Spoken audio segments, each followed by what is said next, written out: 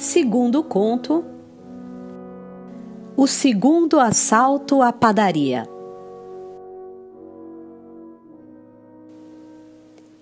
Ainda hoje, não sei dizer se fiz bem em contar à minha esposa sobre o assalto à padaria. A questão talvez não deva ser analisada na base do certo ou errado.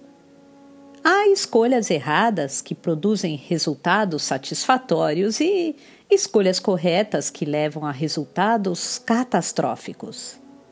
A fim de evitar esse tipo de arbitrariedade, acho que se pode dizer assim: acredito ser necessário pensar que nós, na verdade, não escolhemos nada.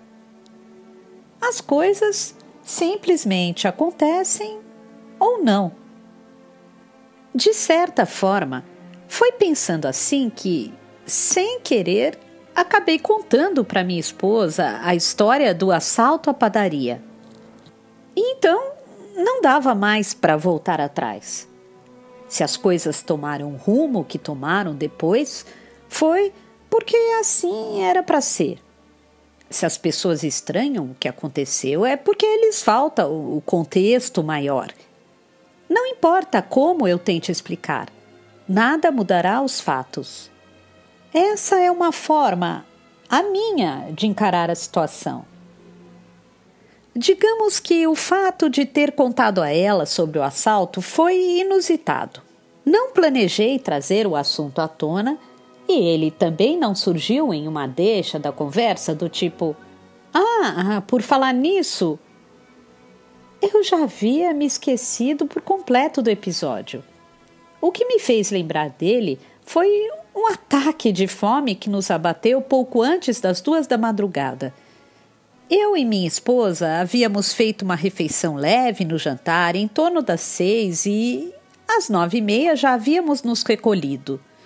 Mas aconteceu de acordarmos ao mesmo tempo na madrugada.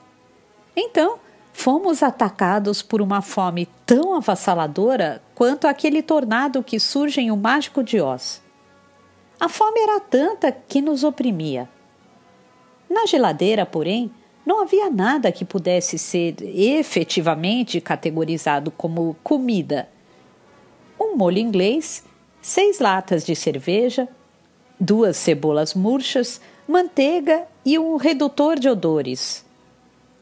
Estávamos casados havia 2 semanas e ainda não tínhamos desenvolvido bons hábitos alimentares. Tínhamos outras prioridades no momento.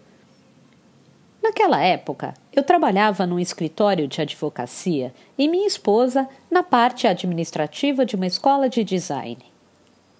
Se não me engano, eu tinha 28 ou 29 anos. Não tenho certeza porque não consigo me lembrar da idade com que casei. Enquanto ela era 2 anos e 8 meses mais jovem que eu. Nossa vida era corrida e planejar a despensa definitivamente não era prioridade. Levantamos da cama, fomos até a cozinha e sentamos à mesa um de frente para o outro. Estávamos famintos demais para voltar a dormir. Aceitar isso já era penoso. Ou fazer qualquer outra coisa. Não tínhamos ideia de onde vinha essa fome tão violenta. Insistíamos em ficar abrindo e fechando a geladeira na esperança de encontrar alguma coisa para comer. Mas não importava quantas vezes fizéssemos isso, o cenário não se alterava. Cerveja, cebola, manteiga, molho e redutor de odores. Seria possível fritar 2 cebolas murchas na manteiga, mas isso não seria suficiente para nos saciar. A cebola é um tipo de alimento que se prepara como acompanhamento. Sozinha, não serve para matar a fome de ninguém. Que tal um cozido de molho francês e redutor de odores? Sugeri em tom de brincadeira, mas, como era de esperar, fui ignorado. Vamos pegar o carro e dar uma volta para procurar algum restaurante 24 horas.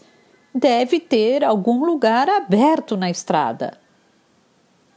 Mas minha esposa recusou. Não acho certo sairmos para comer fora depois da meia-noite? Respondeu. Nesse sentido, ela era bem antiquada. Entendo. Na época de recém-casados, sempre que ela exprimia uma opinião, ou melhor, uma tese, aquilo me atingia com o peso de uma revelação. Quando ela me deu essa resposta, senti que a nossa fome era especial e que jamais seria saciada de forma adequada num restaurante noturno de beira de estrada. O que seria uma fome especial? Poderia descrevê-la em uma sequência de imagens. Primeira. Estou num pequeno bote flutuando num mar tranquilo. Segunda. Ao olhar para dentro da água, vejo o cume de um vulcão submarino. Terceira. A distância entre a superfície da água do mar e a ponta desse vulcão é bem grande, mas não dá para mensurá-la com precisão. Quarta. A água é extremamente cristalina a ponto de impossibilitar a real percepção de distância. Essa foi a sequência que surgiu em minha mente nos 2 ou 3 segundos entre o momento de a minha esposa dizer que não queria sair de noite para procurar um restaurante e eu concordar. É óbvio que não sou o Sigmund Freud, de modo que não saberia analisar a fundo o significado desse pensamento, mas, intuitivamente, percebi se tratar de uma revelação. Por isso, concordei com a tese ou declaração dela de que não deveríamos sair para comer fora, apesar da nossa fome ser extrema e insana. Sem alternativa, resolvemos beber as cervejas. Era melhor do que comer cebolas. Minha esposa não gostava muito de cerveja, então bebi 4 das 6 latas e ela 2. Enquanto eu bebia, ela parecia um esquilo vasculhando as prateleiras dos armários da cozinha. De tanto procurar, conseguiu achar 4 bolachas amanteigadas. Eram sobras da base de um cheesecake que havíamos preparado outro dia, já úmidas e murchas, mas mesmo assim repartimos e cada um comeu 2 bolachas com muito gosto. Mas, infelizmente, as cervejas e as bolachas amanteigadas eram tão insignificantes diante da nossa fome quanto observar a península do Sinai do céu. As cervejas e as bolachas eram como uma paisagem que passa ligeira pela janela do carro. Começamos a ler o que estava na lata da cerveja, a olhar para o relógio e para a porta da geladeira, a folhear as páginas do jornal do dia anterior e, com a borda de um cartão postal, recolhemos as migalhas de bolacha espalhadas pela mesa. As horas custavam a passar, parecendo lentas e pesadas como chumbo no estômago de um peixe. É a primeira vez que sinto tanta fome. Será que isso tem alguma relação com o casamento? Respondi que não sabia. Talvez tivesse. Enquanto ela voltava a vasculhar a cozinha em busca de qualquer vestígio de comida, eu projetava o corpo para fora do bote para observar outra vez o pico do vulcão submarino. A água salgada e translúcida ao redor do bote me deixou muito inseguro. Era como se uma caverna surgisse no fundo do estômago. Uma caverna hermeticamente fechada, sem entrada nem saída. Senti o meu corpo estranhamente vazio. Uma estranha sensação de ausência. E esse sentimento lembrava o medo que sentimos ao chegar ao topo de um alto campanário. A semelhança entre a fome e o medo provocado pela altura era uma descoberta nova. Foi então que me lembrei da vez em que senti uma fome tão acachapante como a que sentia naquele momento. No dia do assalto à padaria. Deixei escapar. Você assaltou uma padaria? Como assim? Perguntou minha esposa. As lembranças daquele episódio começaram a voltar. Há muito tempo assaltei uma padaria. Não era uma padaria grande e famosa. Os pães não eram especialmente gostosos nem ruins. Era uma padaria comum que a gente encontra em qualquer cidadezinha. Ficava no centro de uma rua comercial e era o próprio dono quem assava e vendia os pães. Uma loja pequena que fechava as portas assim que todos os pães assados no dia eram vendidos. Por que escolheu essa padaria? Porque não havia necessidade de assaltar uma maior. Só queríamos saciar a fome, não roubar. Nós éramos delinquentes, não ladrões. Nós? Nós quem? Um amigo da época. Já se passaram 10 anos. Éramos muito pobres e não podíamos sequer comprar uma pasta de dente. Sempre faltava comida. Por isso fizemos muitas coisas reprováveis para conseguir comer. O assalto à padaria foi apenas uma delas. Não estou entendendo, disse a minha esposa, observando com atenção o meu rosto. O seu olhar era como o de alguém que procura uma estrela pálida no céu do amanhecer. Por que você não trabalhava? Se fizesse um bico que fosse, teria condições de comprar pelo menos um pão, certo? Por qualquer ângulo que se olhe, essa alternativa me parece mais fácil do que ter de assaltar uma padaria.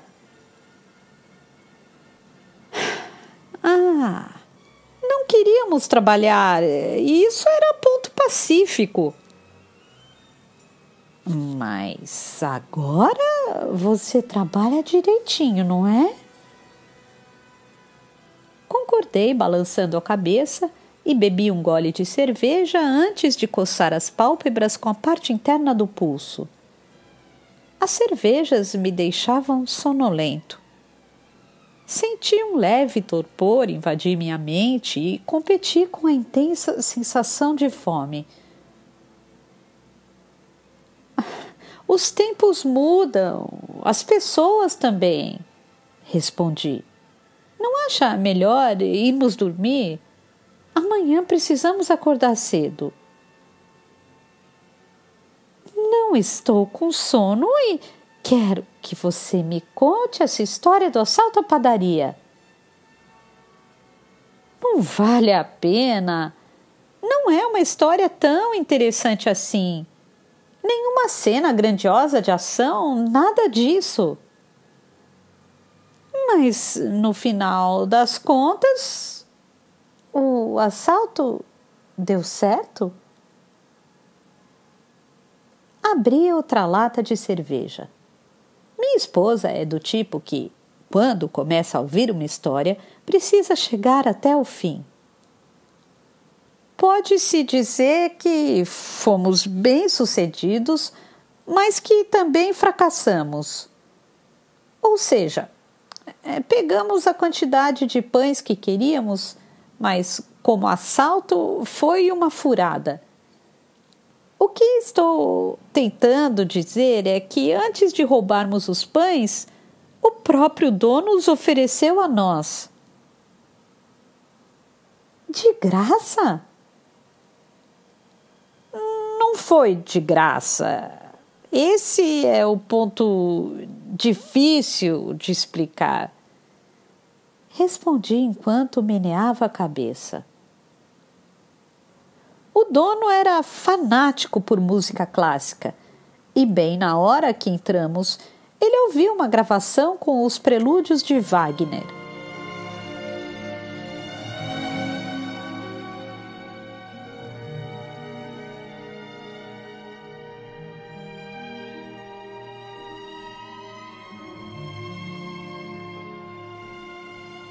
Ele propôs o seguinte: se conseguíssemos ouvir em silêncio os prelúdios até o final, poderíamos pegar os pães na loja à vontade.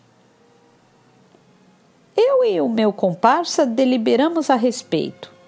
Concluímos que, se bastava ouvirmos a música, ok. Não nos daria trabalho nem machucaria ninguém. Sendo assim, guardamos as facas e os canivetes na mochila, sentamos nas cadeiras e ouvimos ao lado do dono os prelúdios de Tannhäuser e o holandês voador.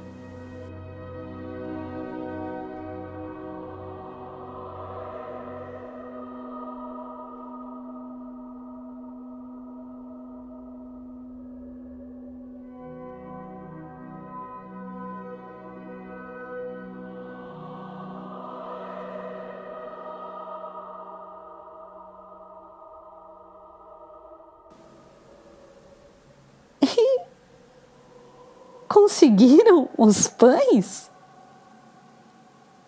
Sim, pegamos quase todos os pães da loja, enchemos a mochila e ficamos 4, 5 dias nos saciando com eles. Ao dizer isso, bebi mais um gole de cerveja. O estado de sonolência balançou lentamente o bote como uma onda silenciosa que surge depois de um maremoto. Conseguimos, afinal, cumprir o objetivo inicial de conseguir os pães, mas o que aconteceu ali não foi, em hipótese alguma, um assalto. Foi uma espécie de troca. Tivemos que ouvir as músicas de Wagner para podermos ficar com os pães. Legalmente falando, foi uma transação. Está dizendo que ouvir Wagner não é um trabalho. Isso mesmo. Se o dono pedisse para lavarmos pratos ou limparmos janelas, não teríamos aceitado e acabaríamos assaltando o local. Mas ele não exigiu nada disso. Só pediu que ouvíssemos o LP de Wagner. Por isso, eu e o meu amigo ficamos desconcertados. Jamais poderíamos imaginar Wagner entrando nessa história. Foi como se o padeiro tivesse nos lançado um feitiço. Pensando agora, acho que deveríamos ter seguido o plano inicial de ameaçá-lo com uma faca e pegar os pães. Se tivéssemos feito isso, creio que não teríamos tido nenhum problema. E tiveram? Cocei outra vez a pálpebra com o pulso. De certa forma, sim.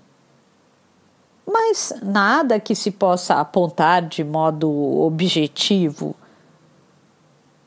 Muitas coisas estranhas começaram a acontecer depois disso. Quase como um ponto de virada. Quando as coisas mudam e nunca mais voltam a ser como antes. No final das contas, continuei a cursar a faculdade, me formei sem dificuldades e comecei a trabalhar no escritório de advocacia enquanto estudava para o exame de habilitação para o magistrado estatal. Depois você apareceu e nos casamos. e nunca mais voltei a assaltar padarias. Isso é tudo? Sim, eis a história. Respondi e terminei de beber a cerveja. Havíamos esvaziado as 6 latas. No cinzeiro, os 6 anéis do lacre das latas pareciam escamas de sereia. Mas não era verdade que não tivesse acontecido mais nada como consequência do assalto à padaria. Houve coisas bem concretas e visíveis, mas eu não queria contar isso a ela. E que fim teve o seu amigo? Não sei. Depois daquele dia aconteceu uma coisa, nada muito importante, mas acabamos nos distanciando. Desde então, nunca mais o vi e não sei o que ele faz hoje. Minha esposa permaneceu em silêncio durante um tempo. Deve ter percebido alguma coisa no tom da minha voz, mas não comentou nada. Mas o fato de vocês desfazerem a parceria possui relação direta com o assalto à padaria, não é? Creio que sim. Acho que o choque que tivemos foi muito maior e mais intenso do que podíamos imaginar.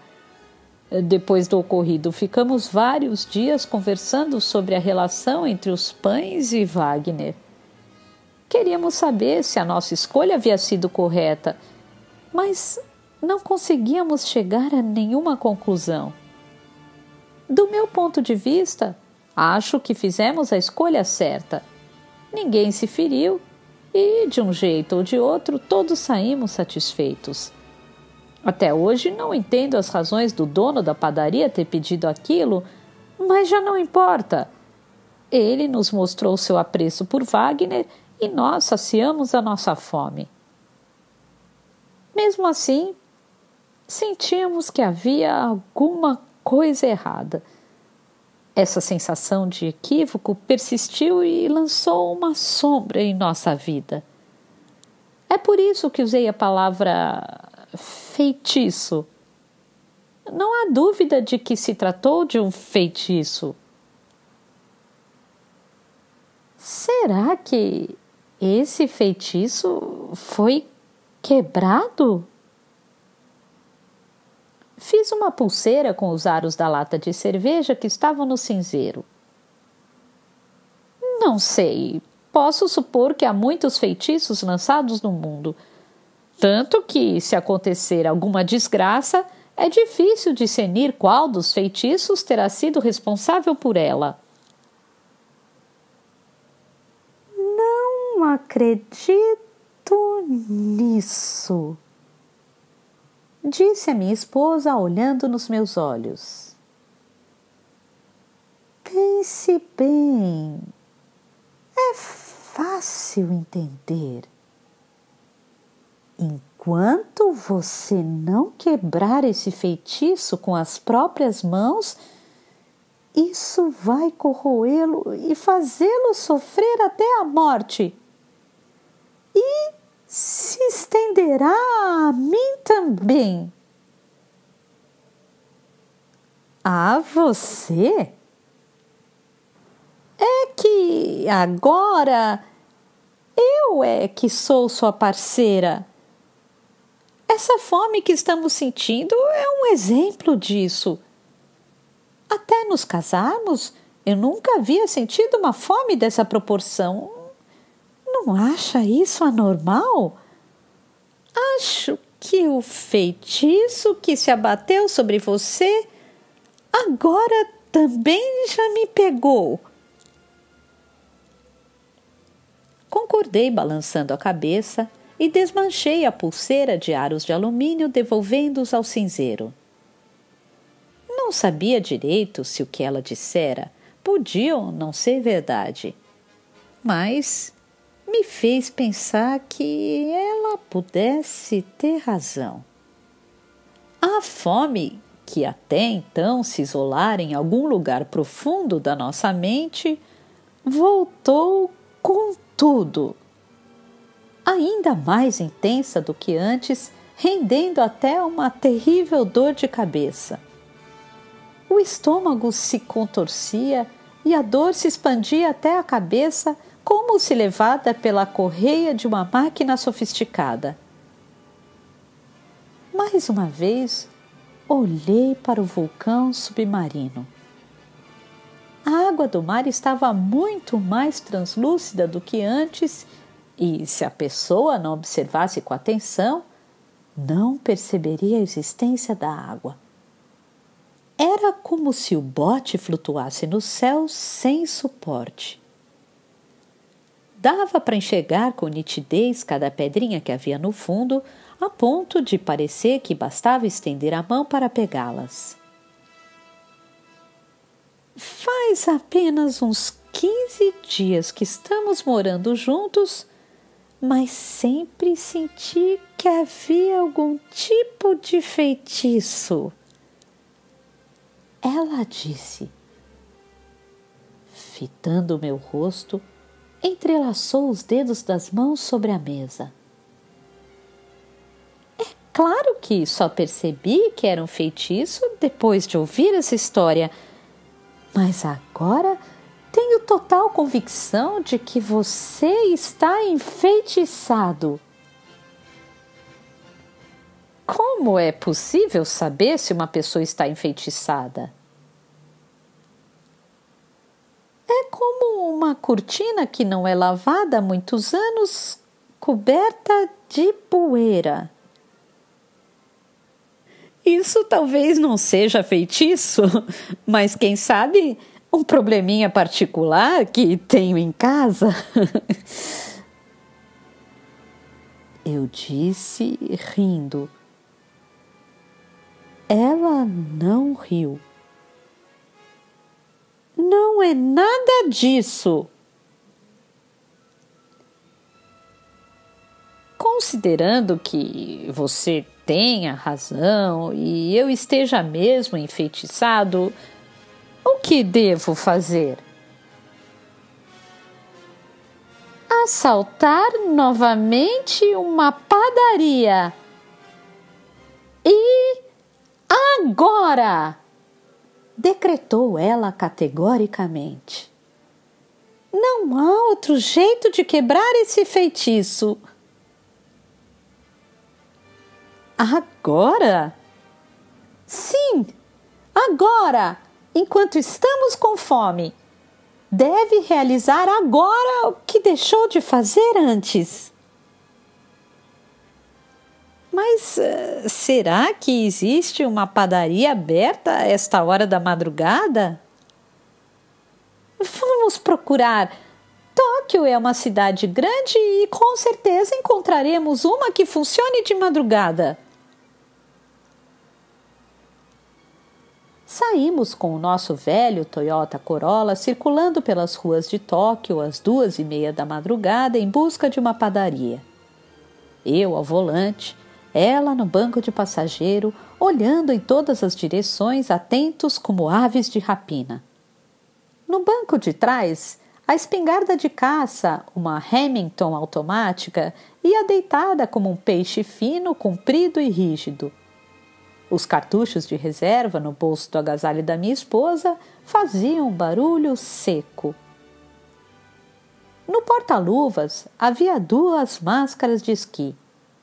Não tinha ideia do motivo de ela possuir uma espingarda e máscaras. Nunca esquiamos juntos. Mas, quanto a isso, ela não dava detalhes e eu também não perguntei. Vida de casado guarda suas peculiaridades. No entanto, apesar da parafernália que carregávamos, não encontramos nenhuma padaria aberta. Percorremos as ruas vazias desde o bairro de Yoyogi até Shinjuku e seguimos em direção a Yotsuya, Akasaka, Aoyama, Hiro, Roppongi,代官山e Shibuya.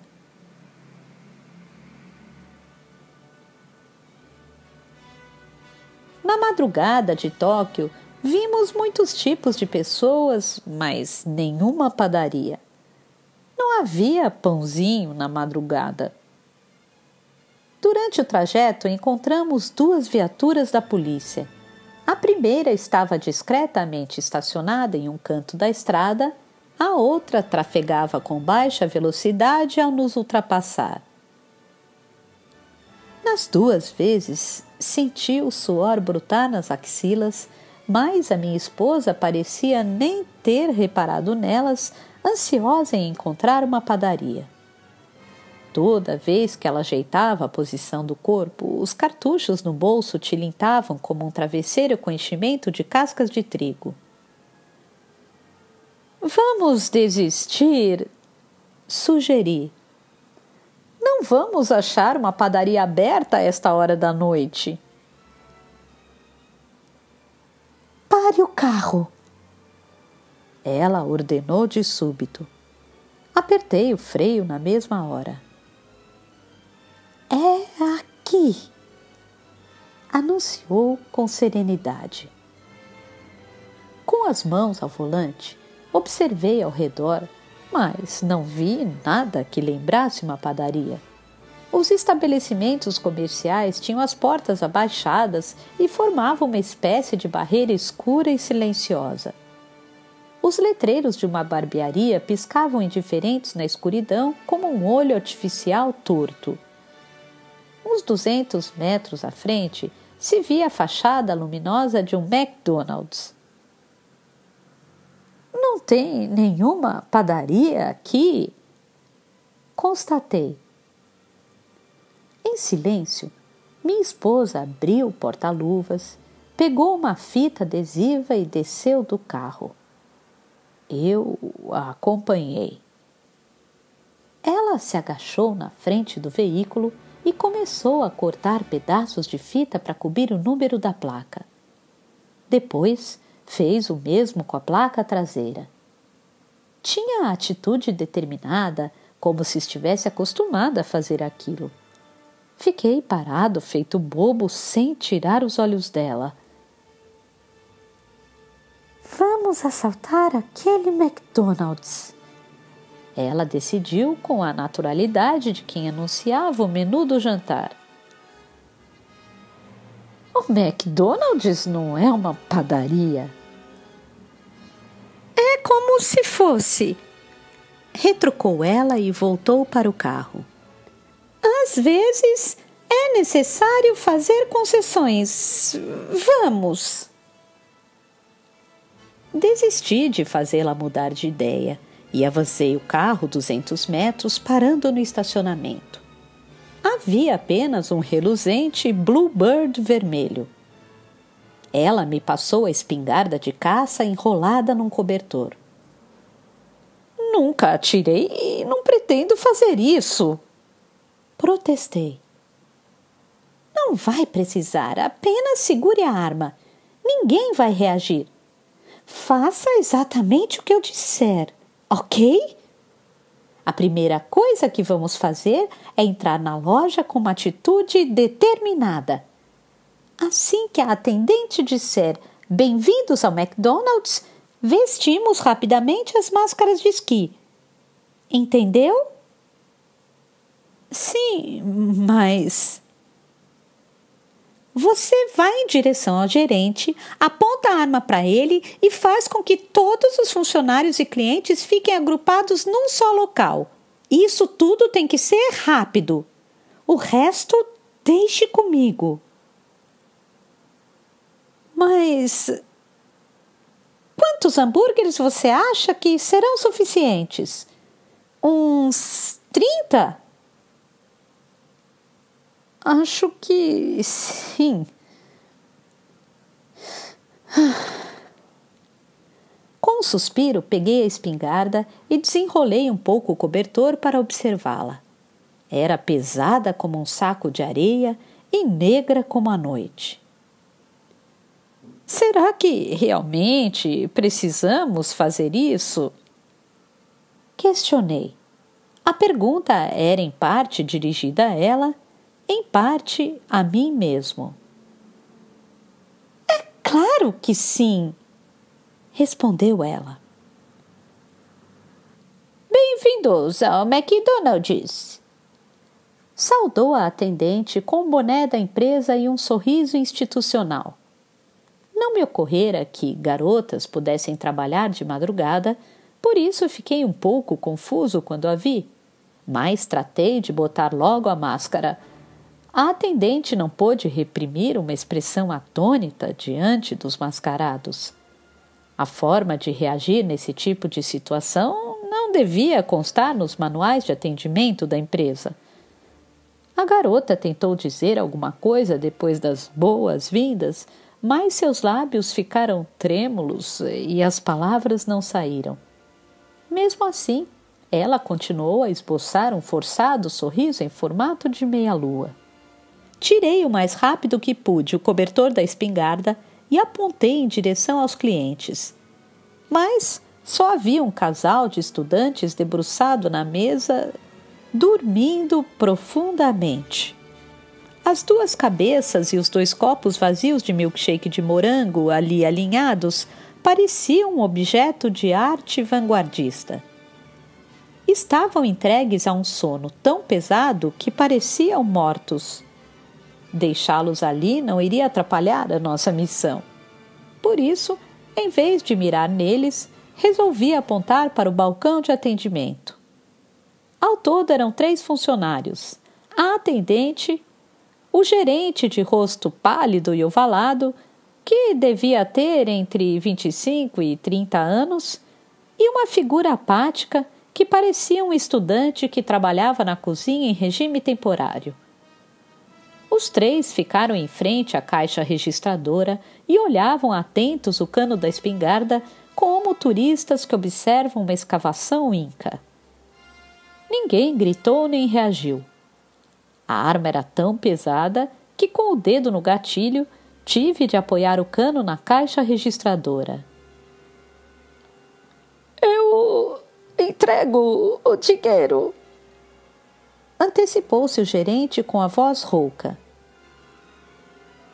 Não temos muito, porque quase tudo foi recolhido às 11, mas podem levar o que sobrou, sem problemas. Temos seguro. Feche a entrada e apague o letreiro, ordenou a minha esposa. Espere um pouco, disse o gerente. Isso vai dar problema. Se eu fechar a loja sem motivo, eu é que serei responsabilizado. Minha esposa repetiu a ordem bem devagar. Acho melhor obedecer. Reforcei. O gerente parecia confuso. Durante um tempo, ele alternava o olhar entre o cano da arma e o rosto da minha esposa. Até que, resignado, apagou o letreiro e fechou a entrada. Observei atento os passos dele. Tinha medo que apertasse algum alarme, mas, no final das contas, não havia nenhum dispositivo do tipo naquela loja. Acho que ninguém previra que uma lanchonete pudesse ser assaltada. Mesmo depois de a porta de correr baixar produzindo um estrondo, como se alguém estivesse acertando um balde com um taco de beisebol, o casal que dormia debruçado na mesa não acordou. Fazia tempo que eu não via um sono tão profundo. 30 Big Macs para viagem, ordenou a minha esposa. Se eu entregar o dinheiro, você faz o pedido em outra loja? Propôs o gerente. É que fica muito complicado registrar isso no livro de contas. E ainda que... Acho melhor obedecer. Repeti. Os 3 funcionários se apressaram à cozinha para preparar os 30 Big Macs. O estudante fritava os hambúrgueres, o gerente os enfiava nos pães e a garota embrulhava. Ninguém abriu a boca. Fiquei encostado em uma geladeira grande, o cano da arma apontado em direção à chapa. As carnes estavam enfileiradas como uma estampa de bolinhas marrons e emitiam o ruído próprio de fritura. O cheiro doce da carne fritando penetrava todos os poros do meu corpo, parecia uma colônia de insetos microscópicos se mesclando à corrente sanguínea e circulando por todos os recônditos internos até se agruparem na cavidade hermeticamente fechada da fome no centro do corpo e se incorporarem às suas paredes rosadas. Tive vontade de pegar 1 ou 2 dos hambúrgueres já devidamente embrulhados e devorá-los ali mesmo. Mas, como não tinha certeza se isso condizia com os nossos objetivos, achei melhor esperar. A cozinha estava quente e comecei a suar por baixo da máscara. De vez em quando, eu coçava as orelhas com o dedo mindinho da mão esquerda. É que, toda vez que fico tenso, minhas orelhas coçam. Quando coçava por cima da máscara, a arma oscilava para cima e para baixo, deixando os 3 um tanto abalados. A arma estava travada e não havia perigo de disparar por acidente, mas os 3 não sabiam disso e não cabia a mim avisá-los.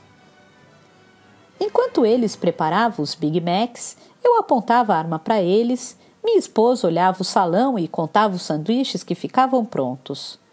Ela os ajeitou em 2 sacolas de papel, 15 Big Macs em cada. Por que vocês precisam fazer isso? Perguntou a atendente se voltando para mim. Porque simplesmente não pegam o dinheiro e compram o que bem entenderem. Por que querem comer 30 Big Macs? Fiquei em silêncio e mexi de leve a cabeça. Sabemos que é errado, mas não encontramos nenhuma padaria aberta. A minha esposa explicou. Se houvesse alguma, era ela que assaltaríamos.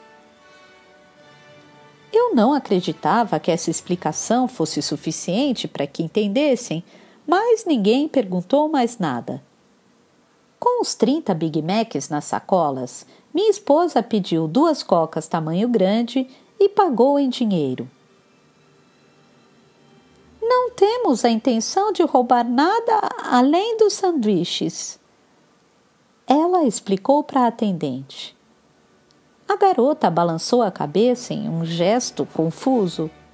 Era como se discordasse e concordasse ao mesmo tempo. Acho que ela tentou simultaneamente indicar as 2 coisas. Acho que entendi o que ela estava sentindo. Depois, minha esposa tirou do bolso uma corda de amarrar caixas. Ela viera mesmo preparada e amarrou os 3 funcionários num dos pilares da lanchonete. Ela tinha a destreza de quem prega um botão.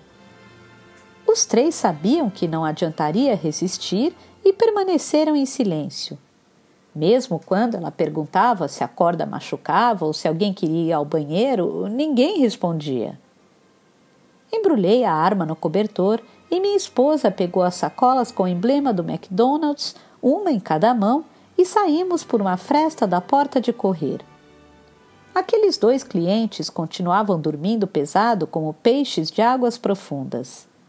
Fiquei curioso para saber o que os despertaria daquele sono.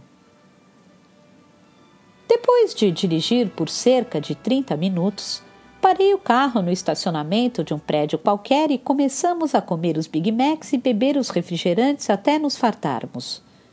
Consegui enfiar 6 Big Macs na caverna vazia do estômago, enquanto ela comeu 4. Mesmo assim, ainda havia 20 Big Macs no banco de trás. Conforme o dia amanhecia, aquela fome que pensávamos que duraria para sempre desapareceu. Os primeiros raios de sol iluminaram a parede suja do prédio e atingiram de lilás, fazendo uma enorme propaganda da Sony Beto ofuscar a vista. De vez em quando, o barulho dos pneus dos caminhões de carga pesada se misturava ao canto dos pássaros. No rádio, a estação americana Fan tocava música country. Compartilhamos um cigarro. Depois de fumarmos, ela encostou a cabeça no meu ombro. Será que precisávamos mesmo ter feito isso? Voltei a perguntar. É claro que sim!